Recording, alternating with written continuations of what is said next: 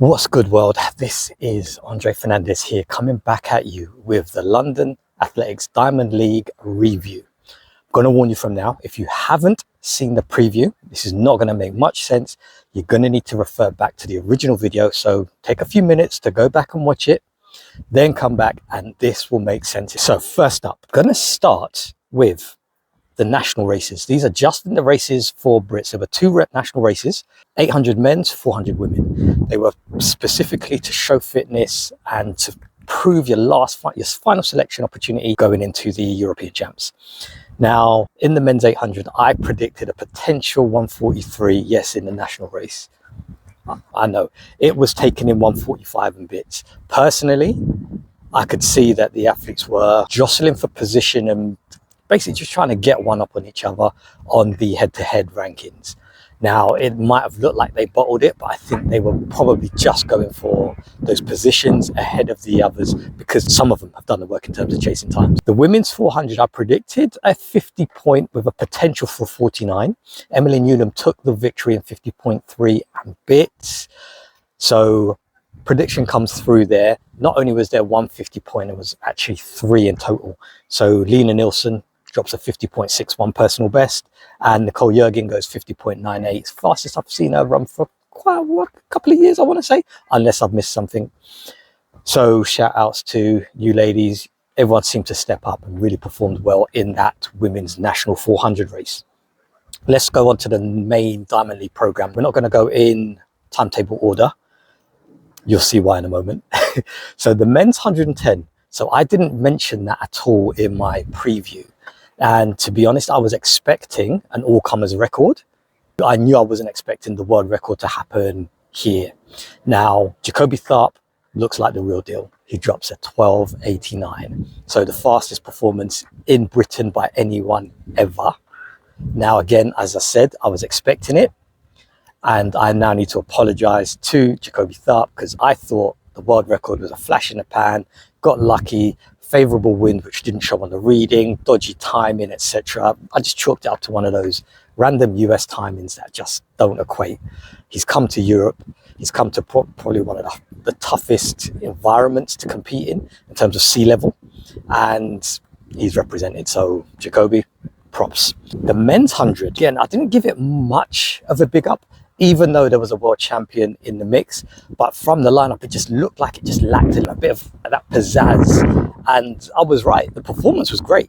Don't get me wrong, Kayan Sola Ajayi, he drops a 984, he equals his national record. And the world champion, Oblique Seville, he comes second with 987. These are standout performances. But for some reason, either it's me or maybe it was the commentators, I don't know. But it just didn't seem to have the punch of a 100-meter showdown that we're used to. So Romel Glaive continues to improve. He dropped a 997 on home soil. Looked really, really impressive, running through the field to drop that. So Romel's time with the two winners and the other protagonists that no doubt will be joining the lineup will make a tense encounter at the Commonwealth Games. Now the women's 200, Julian Alfred dominates the field with 21.66. I know she's in world record shape. I have a feeling she's going to break the world record this year. If not, it's going to happen next year. In second place was Gabby Thomas in 21.8. So a strong showing from our women here. Dina Asher-Smith edges out Amy Hunt in the British duel for 1 and 2. So Dina drops a 22.28. Amy clocks 22.30. Shout outs here to Success Edwin, who goes 22.5 again. Onto the men's 400, right? Benjamin wins this in 44.05, just ahead of Matt Hudson-Smith, who goes 44.18. I feel like this could have been an opportunity for Matt to drop a 43 on home soil, but also an opportunity to win a head-to-head duel really, really close on the line. So I feel like that might be something that comes to haunt him again this year. I hope not, because he's my boy. I do want to see him out on top. I want to see him winning more of these head-to-head duels when it comes really close to the wire. Onto the women's 400. And this is where my predictions really kind of went a bit south. Marilidi only runs 48.9. For me to say that, we've clearly been spoiled. Now, I was expecting a 48 low. She only drops a 48.9. Now, behind Paulino was a really interesting performance here. That was Henrietta Jaeger setting another national record in 49.14. Yes, 49.14. That means the European Championships are going to be smoking. We will do a preview on that as well. We're not going to go into that just right now. Nikisha Price went out really, really fast in the women's 4. So I was expecting a better time from Paulino, but she just didn't take the race. Maybe she didn't respect the field enough, or that's just her style. I would like to see her command the first 100 a bit more, which gives her a bit more time and a bit more grace to cruise the way she would through the middle 2 and then come home strong with a faster time. Yemi Mary John, she drops at 50.2 and Charlotte Henrik drops at 50.45. That's another personal best for Charlotte Henrik. Impressive season for this youngster. On to the men's 400 hurdles. Again, my predictions went real south here. I predicted that Karsten Warholm wouldn't win. Turns out he comes and dominates the field with a world lead. Yes, that was 46.61 meeting record. I'm going to take that on the chin. It's clear that the early form he was showing this season was indicative of being him in really heavy training. And it looked like he just wasn't on it this year. But turns out he's ready to cook for Europeans. Behind him, speaking of Europeans, Emil Adjicum of Germany, he drops a 47.45. Now, I did predict that he might be the surprise package for Karsten. Turns out he was a surprise package. Karsten had a bigger surprise. So expect even more fireworks going into those Europeans from those two, and I believe a couple more. Onto the men's 800. Again, prediction went south. I predicted that Wanyonyi walks it in a very, very fast time, potentially threatening the world record. Turns out that wasn't the case. It was Wanyonyi finishing in 143 and bits. Disappointing. Brandon Miller, though, he drops 142.19. Massive personal best. This guy's having a smoking season. I didn't see that coming. Women's discus, this is where my prediction really went south. I said Valerie Sion's going to walk this event, and it's not even worth talking about. Turns out Sierra Jackson had other ideas. She throws a meeting record, a Diamond League record, massive personal best of 71.72. Bam.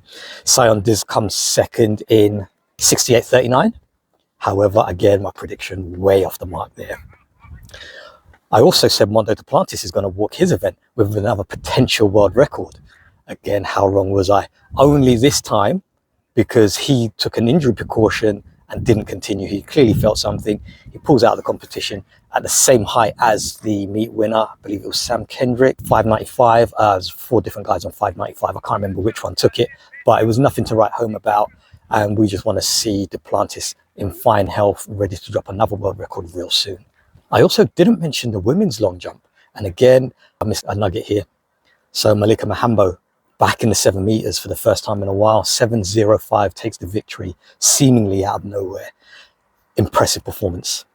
So Keely Hodgkinson does win the women's 800, nowhere near a world record. 156.21. Femke Bol was right on her heels in 156.46. So the Femke was the surprise again. Really, really close on her heels. What I did see in that performance, though, is how controlled and how measured Femke was throughout the whole race. And I think as she gets a lot more confident in the event, I have a feeling she will be pushing and challenging Keely Hodgkinson and Andrew Vero. You heard that here first. So if it doesn't happen this year, I believe Femke Bol is going to be top of the 800 pile from next season onwards. So that just leaves us to talk about the men's mile.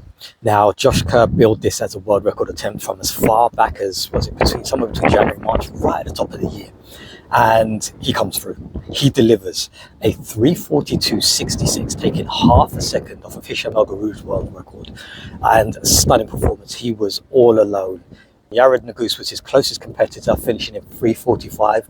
It was a commanding performance. He was on that record from the gun right the way to the tape. He was never off it, always in control, and it always felt like it was going to happen. That is my one prediction and my one world record prediction that came through. So some of the other main talking points of this meet. First of all, the coverage of the relays. Now, we know that there are some guidelines on the broadcasters and the camera operators showing athletes in certain lights based on just protecting body images. And it looked like there was a lot of confusion, and it just didn't, I don't feel like the camera angles did the relays much justice. So that's a talking point. It might need a bit of adjusting. Obviously, it's the first competition with these new guidelines in place. So watch this space. Hopefully it improves and we do get better coverage of performances. But the relay coverage just wasn't it. Not at all. The next talking point got to be the London Athletics meet. Surely we can get a better name than London Athletics meet. With all of the consultants involved, the money that they pump into the commercial side of the sport, surely we can get a more punchy tagline than the London Athletics meet. What are your thoughts? The main takeaways for me from this meet are the Commonwealths are going to be hot. The number of performances from Commonwealth athletes just here and throughout the season, the London Athletics meet has proven that the competition, the standard is going to be through the roof at the Commonwealth Games and the Europeans' mind. So that's all from me on this London Diamond League review. Andre Fernandez signing out. I will see you at the next preview coming soon.